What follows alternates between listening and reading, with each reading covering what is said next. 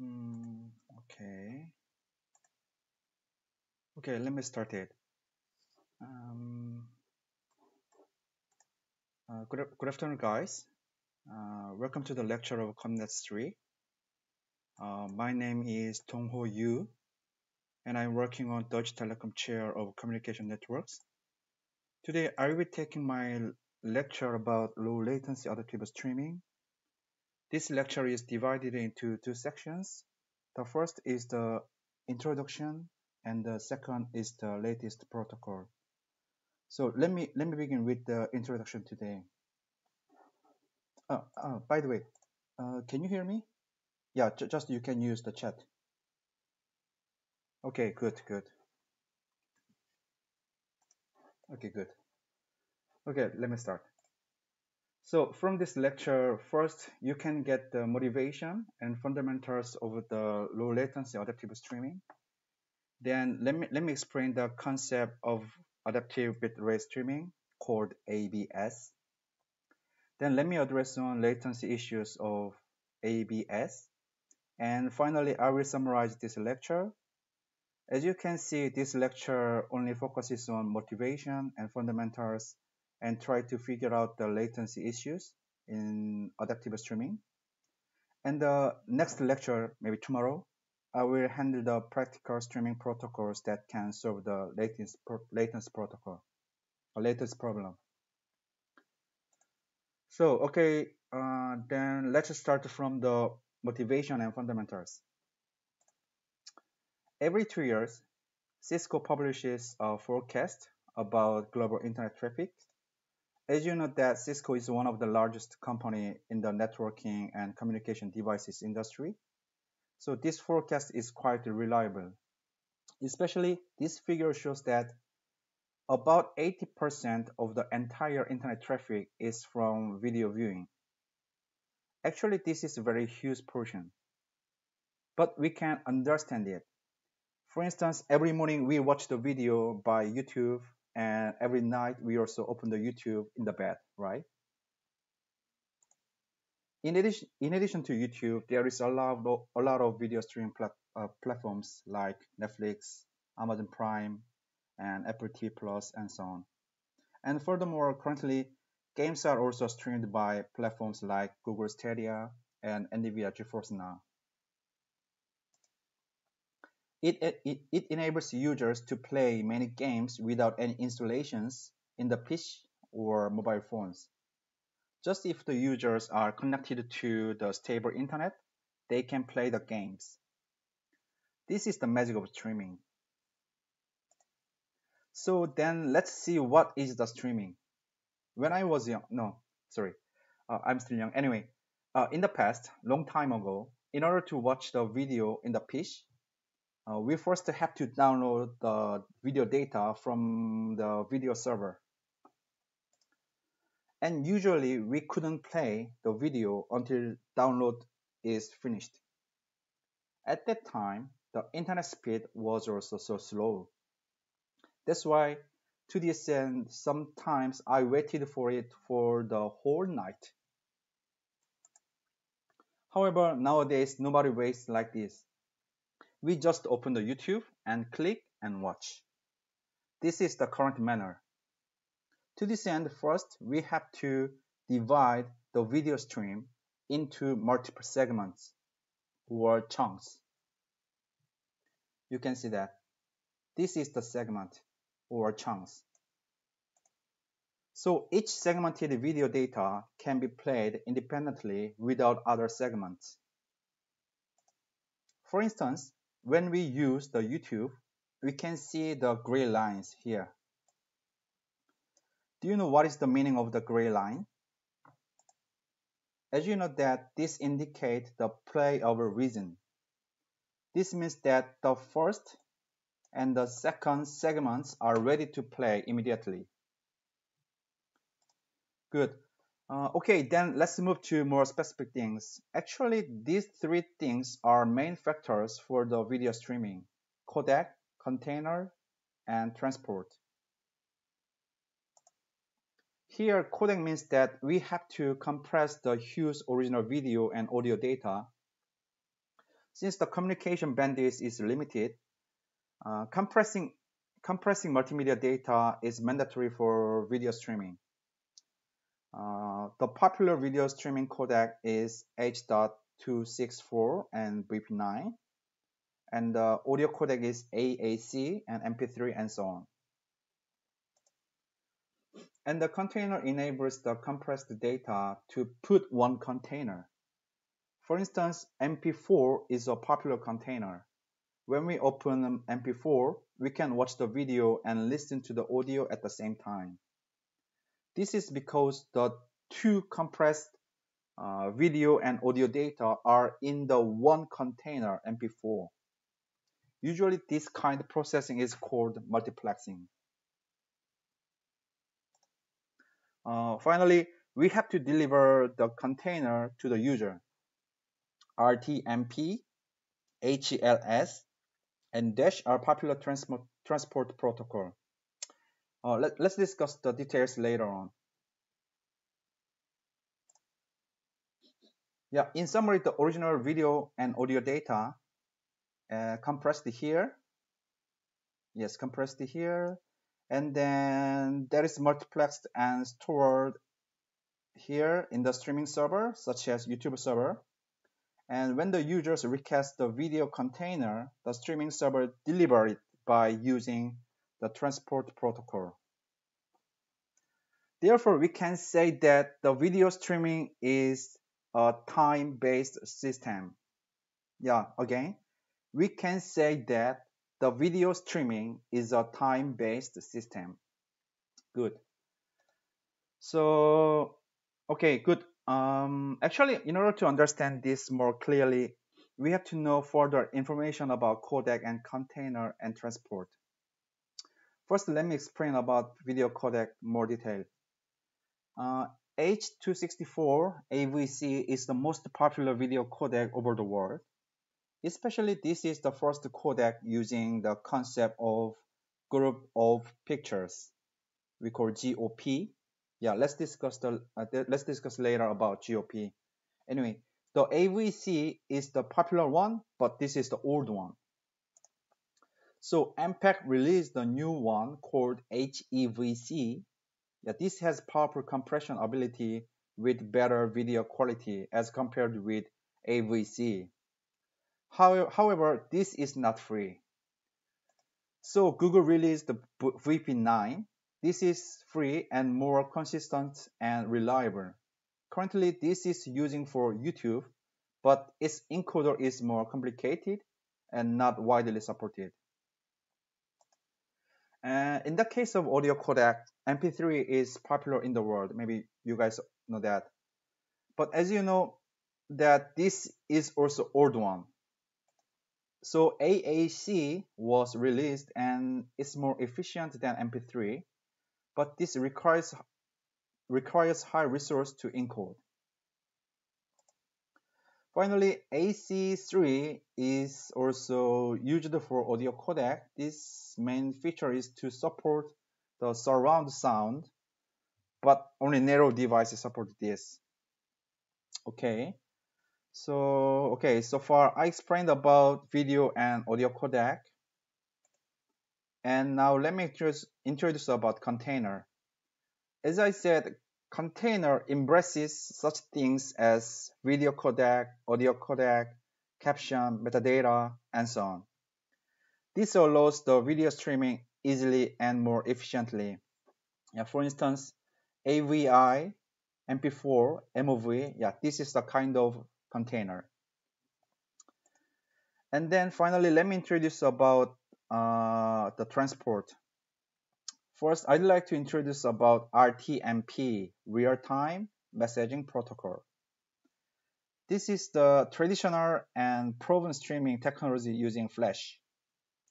And it is designed to maintain persistent, low latency connections. But it does not have native support in Apple iOS and HTML5.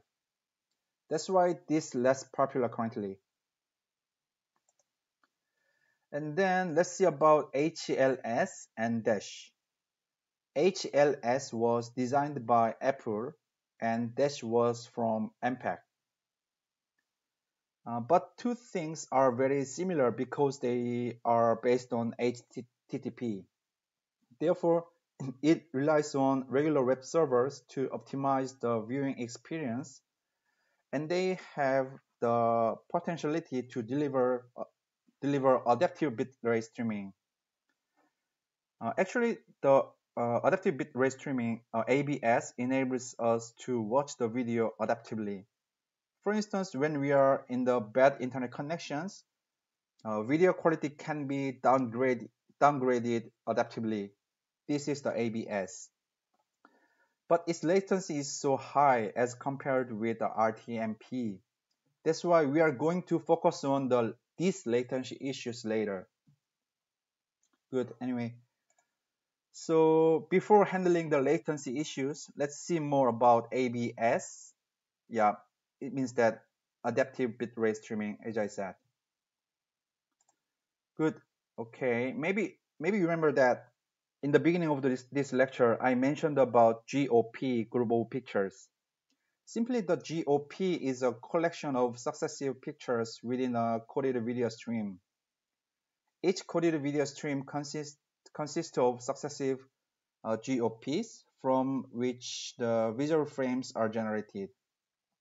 Encountering a new GOP in a compressed video stream means that the decoder doesn't need any previous frame in order to decode the next one and allows fast seeking through the video.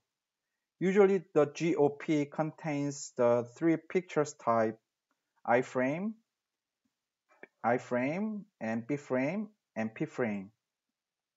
Since iframe is a picture that is coded independently of all other pictures, each GOP begins with the iframe. Let's see one example. There are two types of video stream, the case 1 and case 2. In which the above one use the GOP structure, but the other one is not. And then assuming that the frame per second FPS is 30 second and the GOP size is 150. So this means that every 5 seconds the iframe is positioned.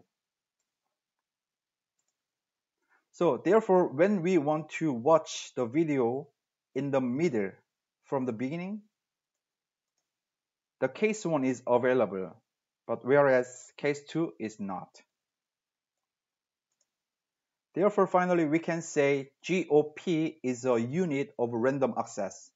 So currently, thanks to the GOP, we can watch the video in the middle, and we can skip the boring part of the lecture by myself, right? Yeah, this is because of the GOP. Yeah, just remember that. Then now let me explain about the basic concept of adaptive bitrate streaming. Assuming that there are three types of user devices, mobile phone, and laptop, and desktop. Usually the desktop has a strong internet connection than other because of the stable wired connections. Therefore, receiving the original video is not a big problem. But the wireless connection cases may be difficult to receive that data without delay. Of course, we can receive the high resolution video in the mobile phone, but we have to be connected by strong and stable internet connections. Otherwise, we have to wait for it a few seconds or a few minutes until storing the data in the buffer. That's why we call it buffering, like this. Yeah, this is so terrible, right? But the case of current video stream platforms such as YouTube and Netflix, they use the ABS algorithm like this. So first they estimate the channel status of users and then provide the video with appropriate the proper resolutions for each user adaptively. Let's see it from another perspective. When we are in Autobahn, sometimes we are in good internet connections, but sometimes not. Therefore, when we are in the bad connections, they provide the low quality, even if we would like to watch the high quality video. Here, most important thing is that we have to receive the video service without break and without latency, even if it's low quality. Again, the most important thing is that we have to receive the video service without break and without latency, even if it's a low quality video. Because people really hate that the video cut off, especially when the Lionel Messi scores a goal, right? So we have to receive the service without latency and without break. This is very important. So many streaming protocols support the ABS, but only these two protocols, Dash and HLS, are widely used over the world. The first one is Dash, which means that dynamic adaptive streaming over HTTP. And the second is HLS, which means that HTTP live streaming. The both protocol runs over HTTP and use TCP as a transport protocol. And other features are not very important, but thing is the standardization. Actually, Dash is an international standard with iOS IEC 23009. Yeah, whereas HLS was developed by Apple. Actually, Apple's HLS released before Dash.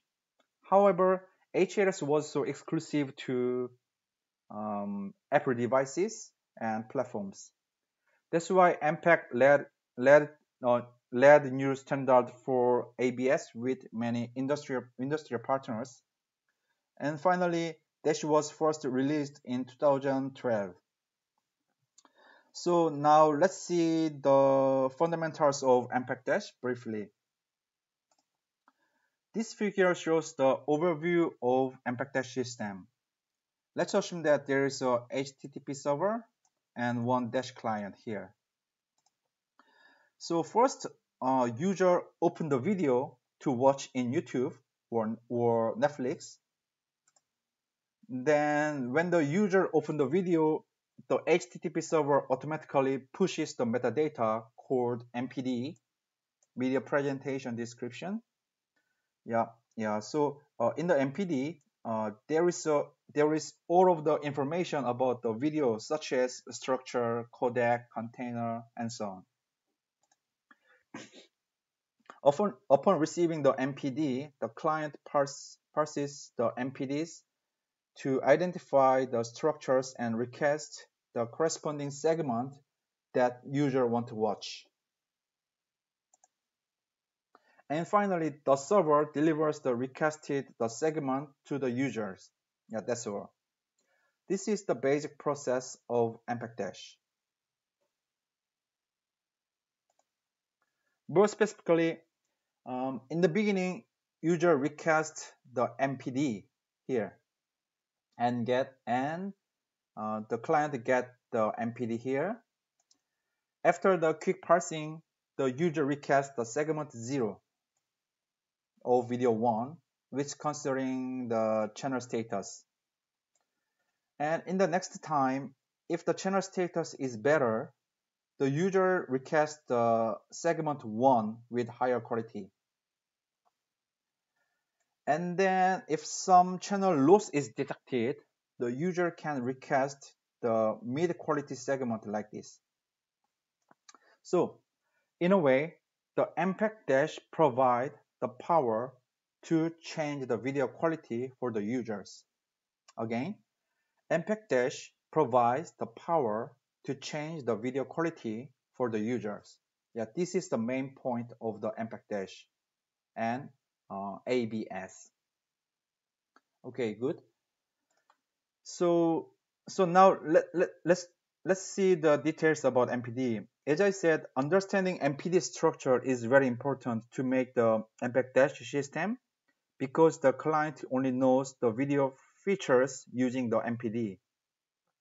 Therefore, the users only follows the information written in the MPD to request the video segment and to decode and play the segment at the receiver side. Good. So generally the MPD consists of four parts. That is period and adaptation set and representation and segment. Let's look into the MPD more. First, first, the MPD can be divided into multiple periods. For instance, we can divide the video every 60 seconds, and assign the period ID for each blocks like this. And in one of the period block, there are multiple adaptation sets. Usually, each adaptation set means each media component making a multimedia streaming. For instance, adaptation set 0 can be a video source, and the adaptation set 1 can be a English audio source, and the adaptation set 2 can be a German audio source. Yeah, like this. And each adaptation set, we can make the multiple representation blocks. Simply, we can say each representation block has different quality of media component, like 5 megabps, 2 megabps, yeah, and so on, like this. And finally, each representation block includes multiple segments like this. Yeah, there are the real transmission data. Since we set the period time is 60 seconds, we can make 4 segments of 15 seconds. So, and each segment has a corresponding URL here. Yep. So using this URL, the client requests the real data. And plus, for each representation, yeah, the initialization segment is needed in the front, in the beginning. Actually, this initialization segment is for random access that we already learned about this using iframe in the GOP. Maybe you remember that. Yeah, yeah. That's why again the initialization segment is use the iframe in GOP. So it allows random access for the users. Anyway, yeah, this is very important. So anyway, yeah, let's discuss it more later. Yeah, maybe tomorrow. Yeah, good. And then for the MPD data, extensive markup language XML is used. So when we make the MPD data, we have to write it by XML. Yeah, like this. Yeah, even if it seems to be complicated, yeah, actually this is so simple actually. Yeah, there is a adaptation set and representation. As I said, representation is quality, and then in each representation, segments and segments, right? Yeah, this is simple. Yeah, let me see details tomorrow about that. Yeah, good. So let me summarize it. Anyway, the period is placing of arbitrary contents, and the adaptation set is media components such as video, audio, metadata, subtitle, and other information. And the representation refers to different representations so that player can switch the quality. And finally, the segment is the content chunk in temporal sequence. Good. So now let me give you one question. Yeah, how many representation blocks are there for this video component? Yeah, let me count 5 seconds. 5, 4, 3, 2, 1. Yeah, right. Yeah, there are 6 representation blocks here. Okay. Yeah. Oh, let me count it. 1, 2, 3, 4, 5, 6. Yeah, as I said, the representation blocks refers to the quality. Good. Yeah, it's simple, right? Okay, so far we learned about adaptation video streaming. No, adaptive video streaming, ABS. So it's very powerful and useful. That's why most of global streaming platforms use MPEG Dash. However, the MPEG Dash have the latency problem. So now let's have a look for the latency problem or latency issues of ABS. First of all, let's see what is the latency from the perspective of video streaming. Assuming that there is a proof of game and now, yeah, there is a proof of game and now Thomas Müller scores a goal. Yeah, but if I watched that goal after 20 seconds later at my home, this means that we can say that the latency is 20 seconds. Especially the latency is critically affects such live application as live sports events, video call and conference, live interactive streaming, live concert, yeah, and so on. And also these live applications have begun emerging on the internet because of corona pandemic. Therefore, we are also doing online live lecture now. Yeah, actually this is very important.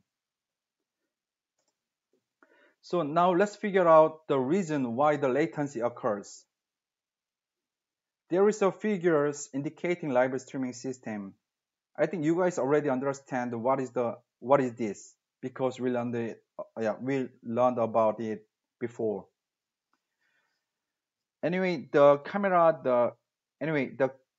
the camera captures the live video here, live video and audio source, that have to be compressed and multiplexed first here. Maybe it takes between 2 and 10 seconds. Actually, it depends on the computing capability. And in the CDN server, in the CDN server and the receiver side, we need a lot of time for processing. Yeah, let's see one example using MPEG Dash. Assuming that the blue block is a live encoder producing dash segment of 6 seconds.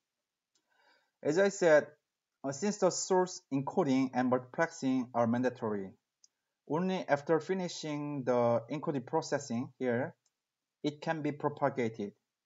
It can be delivered. Even if the propagation latency is very short, we will receive the second segment during the third segment are capturing and encoding. So if we receive the second segment at this point, now we are watching that event that occurred 9 seconds before. Yeah, maybe you understand why. Again, I think this is very important. So let me explain more. Yeah, since the source encoding and multiplexing are mandatory, as I said, right?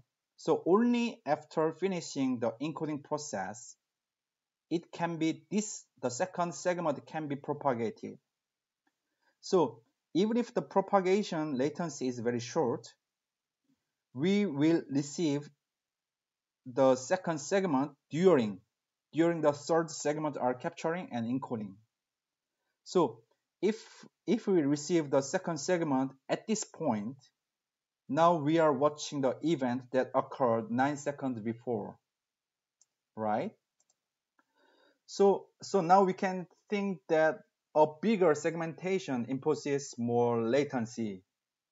Again, bigger segmentation imposes more latency. Yeah, this is very important. So let's compare it. There are two types of segments, short-sized segment and the bigger size segment. In the case of short size, it can start the encoding process earlier than bigger size, right? And furthermore, this encoding process will be also finished earlier, right? Yeah, because it is short and small amount of data. Yeah, this processing time is shorter than the bigger size, and it's propagated to CDN server and more and more. Yeah, in every step, the gap of latency is getting short as compared to the bigger size one. And also in the receiver side, the buffer is also limited. Therefore, short size segmentation is more easy to reduce the latency. However, we can have some questions. Can we reduce the segmentation size blindly? What is the proper segmentation size for the low latency streaming? We have to answer to these questions. But not now. Maybe we will address it tomorrow. Okay, good. So far, we have identified the latency issues of ABS, such as MPEG dash, and also learned many fundamentals and principles to understand these issues. So let me summarize this lecture. What is streaming? This is important. What is the streaming? This is the time-based system. And the main factors are codec and containers and transport. And for the ABS, GOP provides users with the random access point, and both HLS and Dash use the concept of multi-resolution and segmentation over HTTP and TCP. And MPEG Dash is the international standard of ABS, and MPD is very important. Period, adaptation set, representation, and segment. And finally, latency issues is emerging due to live streaming service on the internet. And bigger segmentation impose more latency. Yeah, we learned about that, right? Okay, good. So I think, frankly, actually, this is the end of the lecture. So maybe, yeah, anyway, thanks for your attention. If you have any inquiries, please feel free to ask me by email.